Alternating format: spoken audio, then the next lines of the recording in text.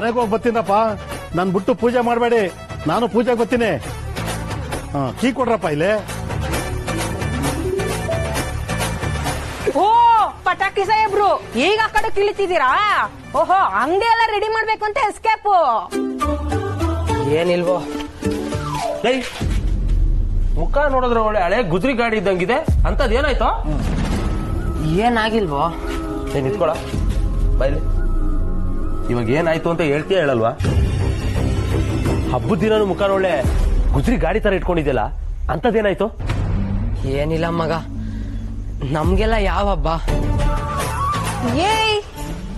ಏನ್ರೋ ನಮ್ ಗ್ಯಾರೇಜ್ ನ ಈ ರೇಂಜ್ ಹೊಳಿಸ್ತಿದ್ದೀರಾ? ಬೆಳಗ್ಗೆಯಿಂದ ರೆಡಿ ಮಾಡಿ ಒಳಿಸ್ತಾನೆ ಇದ್ವಿ, ಆದ್ರೆ ಈ ಮಳೆ ತೊಳಸ್ತಾ ಇದೆ. ಮಳೆನೋ ಬಿಸಿಲೋ ಗಾಳಿನೋ ಚಳಿನೋ ಎಲ್ಲ ಸೀಸನ್ ಅಲ್ಲೂ ನಮ್ ಗ್ಯಾರೇಜ್ ಹೊಳಿತಾ ಇರುತ್ತೆ. ಸಕ್ಕದಾಗಿದೆ ಕಣ್ರ. ಸರಿ ಮೇಡಮ್, ಹಬ್ಬದ ದಿವಸ ಏನ್ ಇಷ್ಟು ಬೇಗ ಬಂದ್ಬಿಟ್ಟಿದ್ದೀರಾ? ಸಾರಿ ಕಣ ಅಮ್ಮಟೆ, ಇವತ್ತು ಹಬ್ಬ ಅನ್ನೋದೇ ಮರ್ತು ಬಿಟ್ಟಿದ್ದೆ. ಅಜ್ಜಿ ಬಂದ್ ಬೈದ್ ಎಬ್ಬಿಸ್ದಾಗ್ಲೇ ಗೊತ್ತಾಗಿದ್ದು ಹಬ್ಬ ಅಂತ. ಸರಿ ನಿಮ್ಗೆಲ್ಲ ಹೆಲ್ಪ್ ಮಾಡೋಣ ಅಂತ ಬೇಗ ಬೇಗ ರೆಡಿ ಆಗಿ ಹೊರಟ್ನಾ, ಮಳೆ ಅಲ್ಲೇ ಯಾವ್ದೋ ಮರದ ಕೆಳಗಡೆ ನಿಂತು ಮಳೆ ನಿಂತ ಮೇಲೆ ಬಂದೆ. ಓ ಹಾಗೆ. ಪಾಪ ಮರದ ಕೆಳಗೆ ನಿಂತ್ಕೊಂಡು ಮಳೆ ನೋಡ್ತಾ ಇದ್ರು, ಇಲ್ಲ ನಿಮ್ ಬಾಯ್ ಫ್ರೆಂಡ್ ನಿಂತ್ಕೊಂಡು ಡುಯೆಟ್ ಆಡ್ತಾ ಇದ್ರು? ಸುಮ್ನಿರೋ, ಅಂತದೇನು ಇಲ್ಲ. ಸರಿ ಸರಿ ಬನ್ನಿ, ಟೂಲ್ಸು ಗಾಡಿ ಎಲ್ಲ ತೊಳೆದ್ಬಿಟ್ಟು ರೆಡಿ ಮಾಡ್ಬಿಡೋಣ. ತಮ್ಗ ಟೆನ್ಷನ್ ಬೇಡವೇ ಬೇಡ, ನಾವ್ ಆಲ್ರೆಡಿ ಎಲ್ಲ ರೆಡಿ ಮಾಡಿದೀವಿ. ಪಟಾಕಿ, ನನ್ ಗಾಡಿ ನಾನ್ ತೊಳಿತೀನಿ ಬಾರೋ. ಸುಮ್ನಿರ್ ಸತ್ಯ, ವಾಷಿಂಗ್ ಕೆಲ್ಸ ಅಲ್ಲ ನಂದು. ನೀವಲ್ಲಿ ಪೂಜೆಗೆ ರೆಡಿ ಮಾಡ್ಕೊಳ್ಳಿ, ಅಷ್ಟ್ರಲ್ಲಿ ನನ್ ಬೈಕ್ ನ ಸೂಪರ್ ಆಗಿ ತೊಳಿತೀನಿ. ಆಯ್ತು. ಮನೇಲಿ ಹಬ್ಬ ಜೋರನ್ನು. ಏನಕ್ಕ ಫುಲ್ ಸ್ಪೆಷಲ್? ಅವ್ರು ಕಣ ಬರ ಮನೆಗೆ. ನೀವ್ ಕರ್ದಿಲ್ಲ ಅಂದ್ರೆ ನಾನ್ ಬರ್ತೀನಿ. ಏನೋ ಅದು ಹಬ್ಬದ ದಿನ? ಏನಿಲ್ಲ ಸತ್ಯ. ಆಯ್ತಾಯ್ತು, ಪೂಜೆ ಶುರು ಮಾಡೋಣ. ಅಮ್ಮ ಫಸ್ಟ್ ಮಾಡಮ್ಮ, ಅದಕ್ಕೆ ವೇಟಿಂಗ್. ಬೆಳಗ್ಗೆ ಹೊಟ್ಟೆ ಸಿತೈತೆ.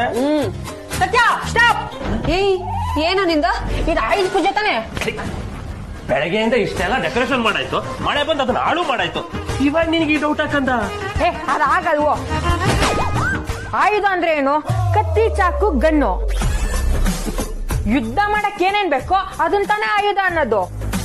ನನಗೂ ಸರಿಯಾಗಿ ಗೊತ್ತಿಲ್ಲ, ಆದ್ರೆ ಅಪ್ಪ ಹೇಳಿದ್ದನ್ನ ಹೇಳ್ತೀನಿ. ವಿಜಯದಶಮಿ ಅಂದ್ರೆ ನಮ್ಗಾಗಿದ್ ವಿಜಯದ ಆಚರಣೆ ಮಾಡೋ ಸಂಕೇತ ಅಂತ. ಪಾಂಡವರು ಕೌರವರ ಮೇಲೆ ಯುದ್ಧ ಗೆದ್ದಿದ್ದು, ಚಾಮುಂಡೇಶ್ವರಿ ಮಹಿಷಾಸುರನ್ನ ಸಂಹಾರ ಮಾಡಿದ್ದು ಇದೇ ದಿನ. ಆ ಯುದ್ಧಕ್ಕೆ ಬಳಸಿದ ಆಯುಧಕ್ಕೆ ಪೂಜೆ ಮಾಡೋ ಸಂಕೇತಾನೆ ಆಯುಧ ಪೂಜೆ. ನನ್ಗೂ ಗೊತ್ತು ಸತ್ಯ, ಪಾಂಡವರು ಅವರೆಲ್ಲ ಆಯುಧಗಳನ್ನ ಬನ್ನಿ ಮರದ ಕೆಳಗಡೆ ಬಚ್ಚಿಡ್ತಿದ್ರು.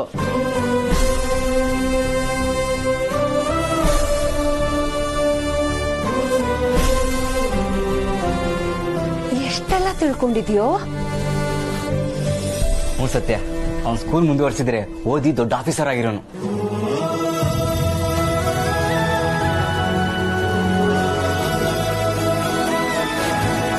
ಇವ್ನು ಹೇಳಿದ್ ಕರೆಕ್ಟ್ ಕಣ್ರು.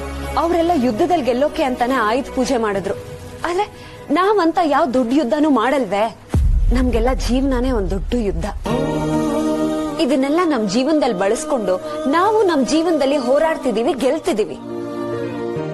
ಅದೇ ಕಾರಣಕ್ಕೆ ಕಂಡ್ರು ನಾವು ಆಯುಧ ಪೂಜೆ ಅಂದ್ರೆ ಇದನ್ನೆಲ್ಲ ಪೂಜೆ ಮಾಡೋದು.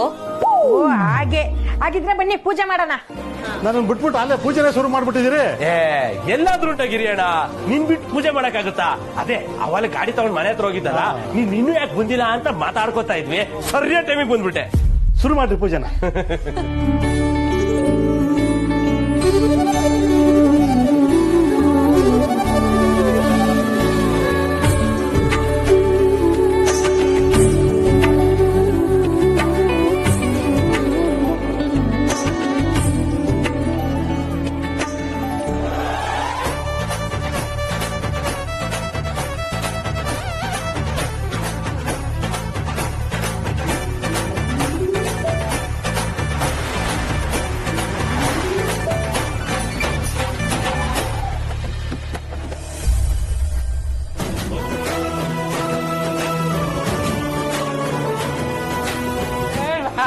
ಸಾಕು ಕಂಡ್ರೋ, ಎದ್ದೇಳ್ರೋ.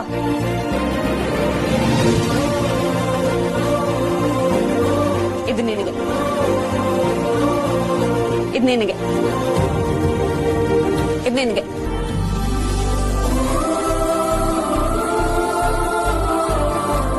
ಇದು ನಿನಗೆ, ಇದು ನಿನಗೆ. ಗ್ಯಾರೇಜ್ ಅಲ್ಲಿ ಆಗಿರೋ ಲಾಭದಲ್ಲಿ ಎಲ್ಲಾ ಖರ್ಚನ್ ಕಳೆದು ಈ ಹಬ್ಬಕ್ ನಮಗ್ ಸಿಗ್ತಿರೋ ಬೋನಸ್.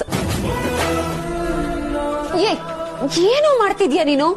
ಯಾಕಳು? ನಿನ್ ಮನ್ಸಲ್ಲಿ ಏನಿದೆ ಅಂತ ನಾವೆಲ್ಲ ಅರ್ಥ ಮಾಡ್ಕೊಂಡು ಪೂಜೆಗೆ ರೆಡಿ ಮಾಡಿದ್ವಿ ಅಂತ ಹೇಳಿದೆ. ಆದ್ರೆ ನಮ್ಮೆಲ್ಲರ ಮನ್ಸಲ್ಲಿ ಏನಿದೆ ಅಂತ ಅರ್ಥ ಮಾಡ್ಕೊಂಡು ನಾವು ಕೇಳಕ್ ಮುಂಚೆನೆ ಅದನ್ನ ನೀನೇ ಈಡೇರಿಸ್ಬಿಡ್ತೀಯ. ಹ್ಞೂ ಸತ್ಯ, ನನ್ಗೇನಾದ್ರೂ ಮುಂದಿನ ಜನ್ಮ ಅಂತಿದ್ರೆ ನಾನೇ ನಿನ್ ಮಗನಾಗ್ ಹುಟ್ತೀನಿ.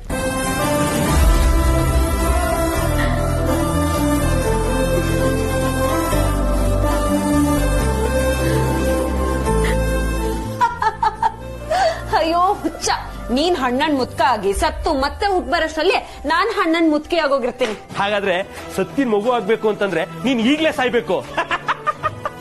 ನಾನ್ ರೆಡಿ. ಬಿಡ್ತು ಅನ್ನೋ. ಏನ್ರೋ ಹಬ್ಬದ ದಿನ? ನೀವೆಲ್ಲ ಮುಂದಿನ ಜನ್ಮದ ಬಗ್ಗೆ ಮಾತಾಡ್ತಾ ಇದ್ದೀರಾ. ಈ ಜನ್ಮದಲ್ಲಿ ಸತ್ಯ ನಮಗ್ ತಾಯಿನೇ, ನಾವೆಲ್ಲ ಅವಳು ಮಕ್ಕಳೇ. ಹೌದೌದು, ಅಮ್ಮ ಇದ್ದಿದ್ರು ಇಷ್ಟು ಚೆನ್ನಾಗಿ ನೋಡ್ಕೊಳ್ತಿರ್ಲಿಲ್ಲ.